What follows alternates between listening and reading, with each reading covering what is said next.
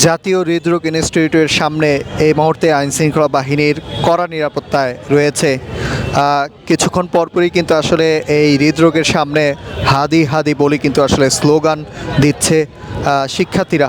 এবং আগামীকাল দুপুর 2টায় ওসমান হাদিকে তার যে জোহর নামাজের পরে তার জানাজা অনুষ্ঠিত হবে,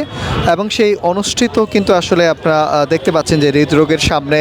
উৎসুক জনতা তারা কিন্তু ভিড় করছেন। আমরা একটু আপনাদেরকে দেখানোর চেষ্টা করছি যে কিছুক্ষণ পরপরই কিন্তু উৎসুক জনতা তারা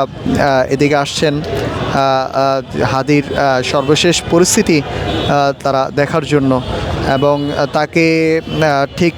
দুপুর 2টায় জানাজা সম্পূর্ণ করে মানিক মিয়া অ্যাভিনিউ থেকে যে কবি কাজী নজরুল ইসলাম তার যে সমাধি রয়েছে কবরস্থানের পাশেই শরীফ ওসমান হাদিকে দাফন সম্পূর্ণ করা হবে, এমনটাই কিন্তু আসলে কিছুক্ষণ আগেই ওসমান হাদির যেই ডক্টর ছিল তিনি কিন্তু ব্রিফ করছিলেন গণমাধ্যমে।